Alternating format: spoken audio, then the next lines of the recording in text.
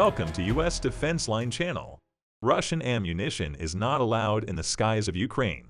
More and more are added to Russia's defeats every day. Explosion sounds of Russian military equipment echoed in Ukraine again.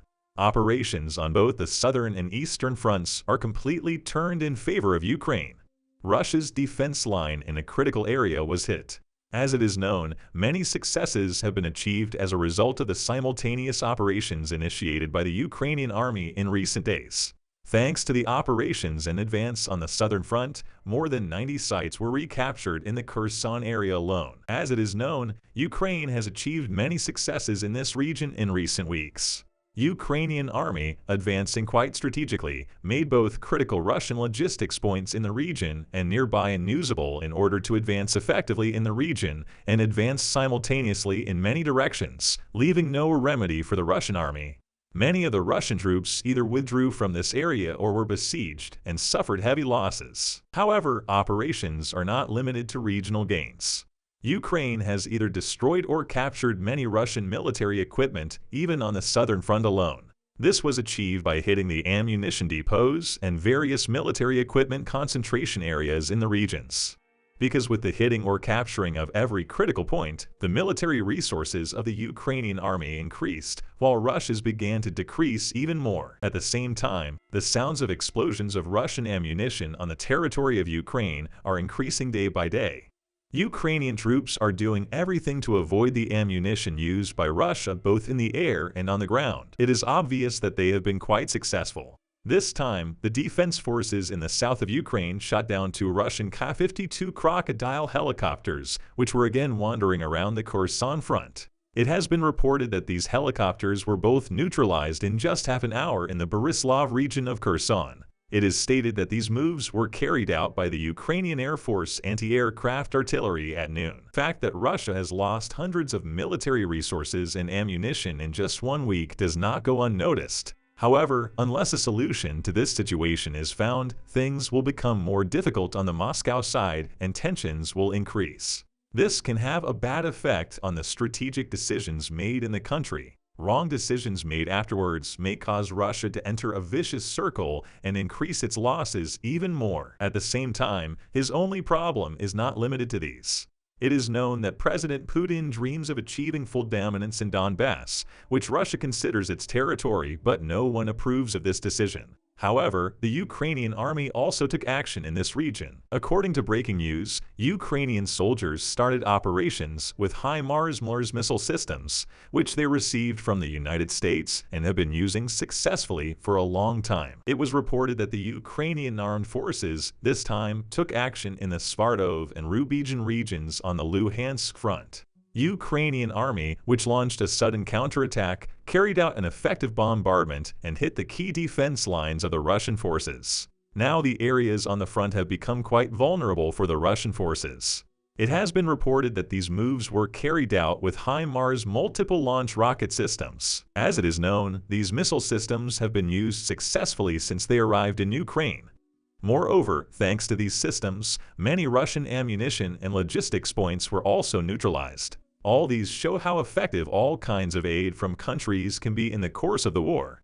For this, it is essential that the aid continues to increase as long as necessary. Air Force Command of the Ukrainian Armed Forces adds a new one to its successes day by day.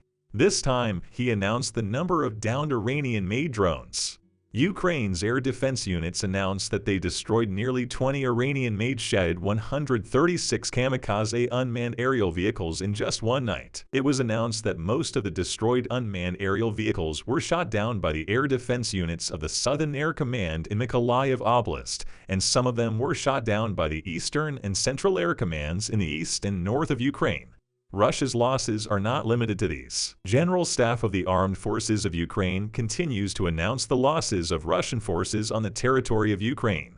Ukraine reported that Russian forces destroyed 1 multi-barrel rocket system, 18 armored combat vehicles, 14 artillery systems, 20 unmanned aerial vehicles, and 5 tanks. Each of these munitions is critical in combat. However, these military equipment is decreasing day by day on behalf of Russia.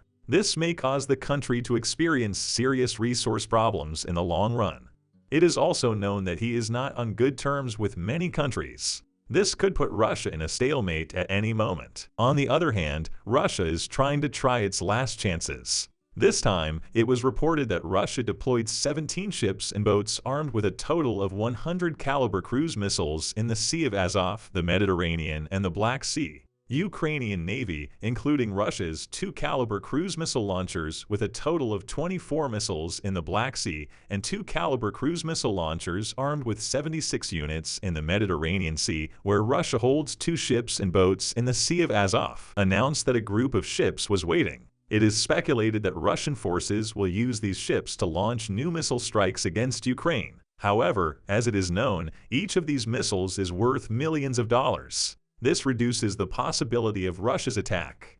If Moscow, which is already dealing with many problems, starts to experience more serious problems in its economic problems, it will be more difficult to recover. Relations between countries are also very effective in the course of the war.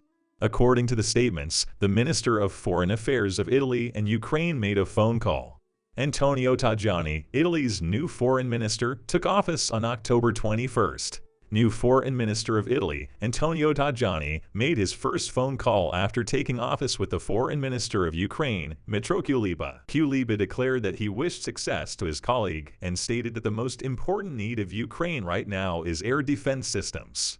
Kuleba also explained that he saw the first meeting with Ukraine as a clear sign of the priority of Italy's new government. This gives the impression that aid to Ukraine may increase further in the course of the war.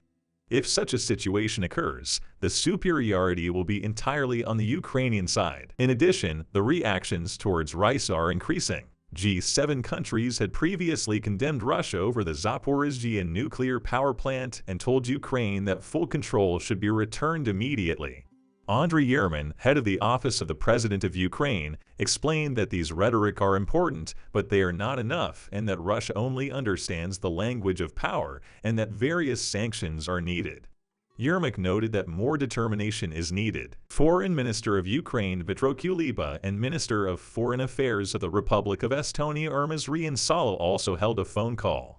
During the meeting, it was announced that issues regarding the establishment of a special court for Russia and Ukraine's purchase of more air defense systems were discussed. Troops of the Ukrainian Defense Forces continue their struggle. He announced that Ukrainian troops had repelled Russian forces in several areas, such as Marinka, Avdiivka, Bakhmut, and Klishchiivka. Losses of the Russian troops forced to retreat are increasing. Russian forces also attacked various places in Ukraine. Russian forces carried out more than 30 attacks with 25 airstrikes, 3 missile strikes, and multiple launch rocket systems. Even though the damages inside the country increase with these attacks, Ukraine will start to find a solution for this situation as soon as possible. At the same time, it will be easier to rebuild the damage with financial support from countries. In time, any step of the countries will make the course of the war even clearer. In this case, every decision should be made more strategically and carefully. We will see how the war will take shape in the coming days. We'll see what happens in the next few days. We have reached the end of another video. You can support us by liking the video. You can easily follow new videos by subscribing.